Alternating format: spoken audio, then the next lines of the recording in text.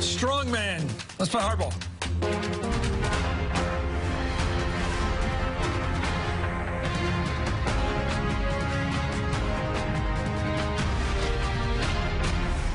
Good evening. I'm Chris Matthews in Washington. President Donald Trump's behavior over the last week is yet more evidence that he yearns to be a strong man, more autocratic than democratic, unbound by law, precedent, or the truth.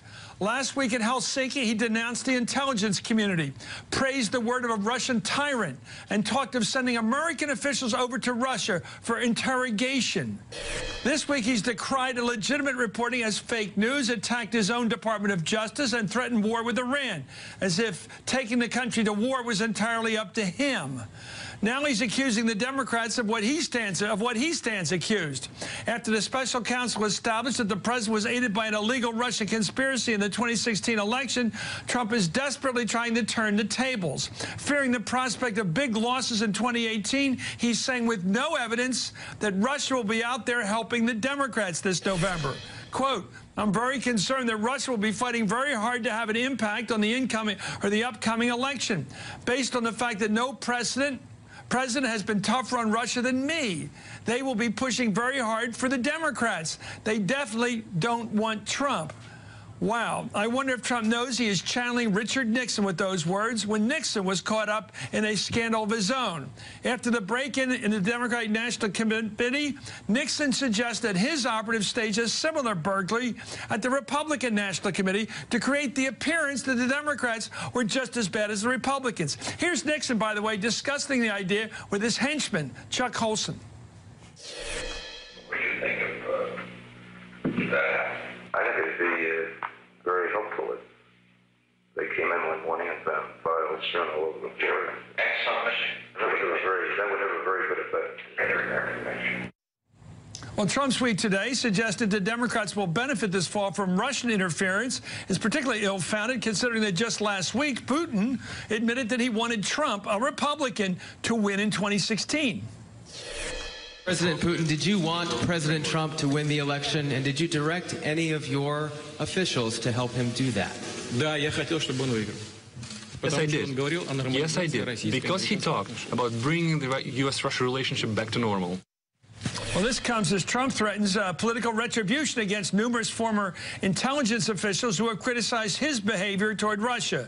Republican Senator Bob Corker said today that Trump's threats to pull their security clearances resembles the behavior of an autocrat.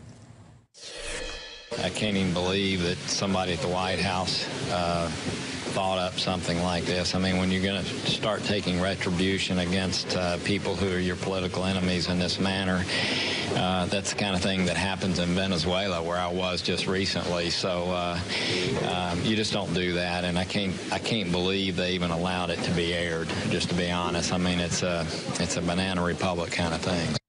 Well, the Wall Street Journal, even the Wall Street Journal, called it the dumb idea of the week and stated unequivocally that it's merely an act of political retribution. Joining me right now is Republican strategist Susan Del Percio.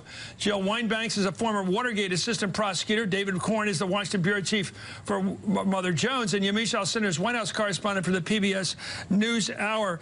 You know, this idea of trying to blame the Democrats, Susan, this idea that somehow he's trying to put Putin on the back of the Democrats, this is so Nixonian. Nixon in those tapes, you can hear him actually. I found this. I was the one that discovered this in the tapes years ago. The Nixon was out there saying, okay, Watergate was broken by the Republicans. Okay, let's have the Democrats break into our headquarters. Just make it up. Yeah, and here's Trump saying, just making it up. Go ahead. And Donald Trump is a lot more of a simpleton than Richard Nixon was. And at this point, he's just looking for anything to muddle up the environment and not put blame at his own feet. The fact is the way he has been acting has hurt Republicans in swing districts, and we're seeing more and more proof in the polling that the Democrats are off to at least take back the House with 23 seats and maybe go as high as 40. Yeah, but it's not because of the help of the guy, that Rasputin over there. It's because of Donald Trump is colluding to create this bad problem. Joe, you've been through Watergate as a Watergate aficionado. Did you notice the echoing here of this guy, Trump, trying to cover his rear end by saying, oh, I can show that this guy's, Putin's out helping the Democrats this fall, with no evidence, just like Nixon was going to make up a break-in. There are so many similarities between the Nixon, Watergate, and what's happening now. Only now, I think, is much more threatening because at least the people who were involved in the crimes were Americans. This one is a foreign adversary of ours, and that makes it much more serious. And Donald Trump makes up things. He says them repeatedly. He's learned that if you say them over and over often enough, that people will believe it. And that's why he keeps saying no collusion. That's why he's saying things that have absolutely no facts behind them, just like this. It's clear from our intelligence reports and from the indictment that the Russians were trying to help Nixon. I'm sorry, were trying to help Trump. Same difference. They have really merged in my mind. I know. Well, let me go back to Yamiche on this question. You got Bob Corker. I know he's one of the First Amendment Republicans, I should call him now, because they can only speak on their way out, right? He's at first, like Charlie Dent and the rest of them, and Flake. They're all talking. He says his third world stuff. The kind of stuff you get in a third. I'm going to yank your clearances kind of stuff. I mean, here's the thing. I obviously, as a reporter, I'm not going to comment on whether or not it's right to do that. But there's this idea that President Trump is politicizing every kind of part of the government, including things that weren't politicized. You have the FBI, the DOJ. Now you have whether or not former high-ranking security officials are going to be able to have the security clearances needed if they have to give their opinions on things. The reason why they keep their security clearances is because they need to be consulted at times if something big is happening, if you need to go back to talk to a former CIA director. That's not about politics. That's about whether or not there's a national security risk, and you need to go back to the guy who had the job before you. So this president is saying, I don't like what you're saying about me, and I'm personally affronted by what you're saying about me, so I'm going to do this to you. So let's censor you. Anyway, most Republicans were not willing to go as far as Senator Corker there and criticizing the president. But dismissing Trump's threats today, House Speaker Paul Ryan suggested the president was not serious about yanking security clearance. It was merely taunting or trolling his enemies. I think he's trolling people, honestly. This is something that's in the purview of the executive branch. I think some of these people have already lost their clearances. Some people keep their clearances. That's something that the executive branch deals with. It's not really in our purview. But is it, I mean, the Banana Republic comments that some of your I think he's just trolling people. What does that mean? We know what trolling means, causing the other side to get upset, get them to say stupid stuff. But why would the Speaker of the House be so chicken as to not do it? Anyway, it's another example of how through all of this, Republican members of Congress have largely stood by this president. As the Washington Post editorial board writes, from some combination of fear, coercion, and willing appeasement, members of President Trump's party, who should know better, debased themselves in service of his petty whims.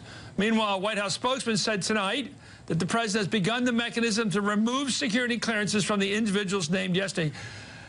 David Corn, why can't somebody who's on the left, right, and center have the same rights? Why can't the critic of the president have the same rights as an ex-spook, an ex-intelligence official, as somebody who's out there kissing his butt all day? It's the same government. A little freedom would help. I think we need to take a deep breath here, because the amount of I never take it. I know you don't. Okay, I know, so I know. But you know, the amount of crazy that we've seen just today. You know, we become normalized to Trump craziness, and today it's gone from 11 to 12 to 13 to 15. The number of people he's yanking. In terms of the level of nuts, I mean, he has now said Russia does meddle, but for the Democrats.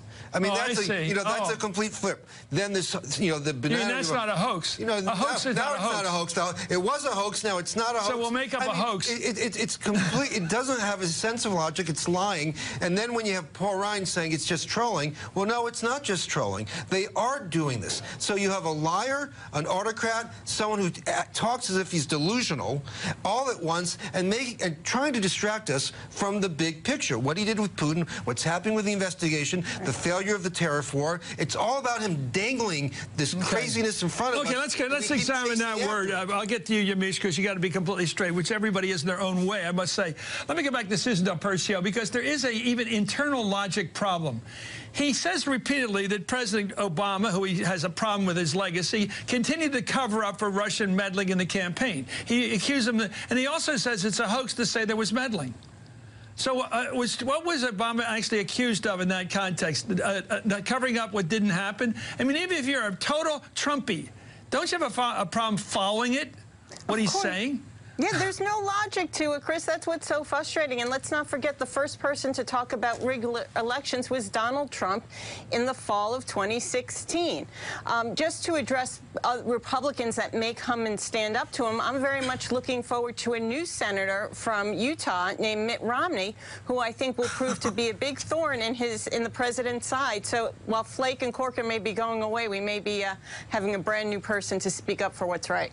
Well, Trump, listen, Mitt Romney embraced or embraced Trump. It depends what day it is. When Trump was a birther. So, yeah. I mean, I know what Susan wants. I think that's a lot of optimism there. Well, he's trying to fill the John McCain slot at some point, but I don't think I know it's hopeful thinking, but I'm not sure he's ready to take him on day to day. For more than 7 months now, however, Trump's legal team has been negotiating possible terms for the president's testimony. They're about as successful negotiators as the North Koreans. Anyway, Bloomberg is now reporting that according to Trump lawyer, he is a lawyer, isn't he? Rudy Giuliani, Trump would agree to an interview with special counsel Robert Mueller's investigators if it's limited to questions on whether his presidential campaign colluded with Russia. To avoid the chance of a perjury charge, quote, Trump is demanding in return for being questioned that he isn't asked questions about obstruction of justice under a proposal the legal team has submitted to Mueller. Let me go to Yamiche on this. This is sort of like John Wilkes Booth will take any question except to deal with Ford's Theater.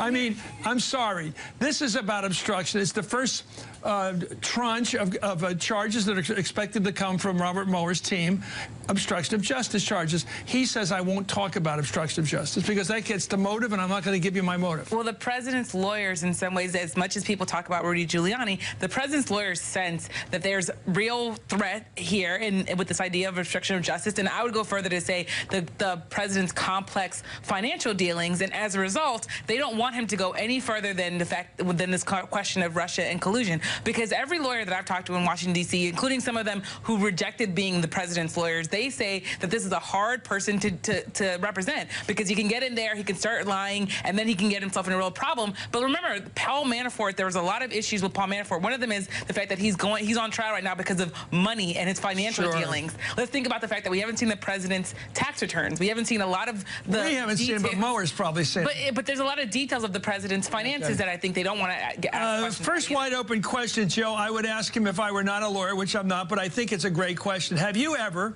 as a businessman in America, in your life, taken money from Russians?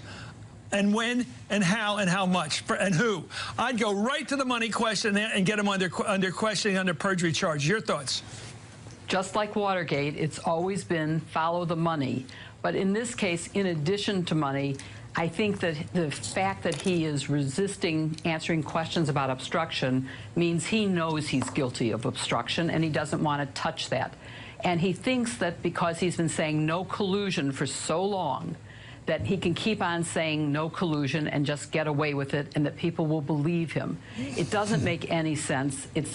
I don't believe he will ever agree to actually sit down. They keep changing the offer every time that they have a response, I suppose, from the special prosecutor. They change it. So now this is the offer today. But if the special prosecutor actually accepted that, they would change it, and his words are not believable. I don't think anyone who's been paying attention could believe anything that Donald Trump says, and so what difference does it make if he gets interviewed? He will lie, he will say things. Yes, he might be able to be charged with perjury because he's lying, and the prosecutor has the facts that will prove that he's lying. But other than that, there's really no gain.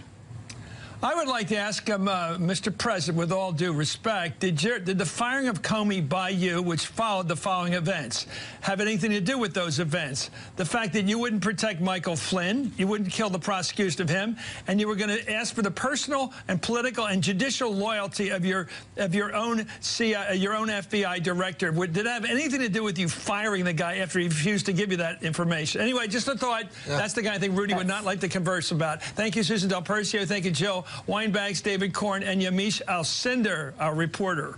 Coming up, our election system isn't the only thing the Russians may have targeted. According to the Wall Street Journal, Russian hackers gained access to American electrical utilities, blackout stuff, and could have caused massive blackouts. Just last week, the Director of National Intelligence, Dan Coates, warned of a cyber 9/11, maybe. Plus, it's a battle for the soul of the country as Democrats are now favored, catch this, progressives, to win control of the House of Representatives this November.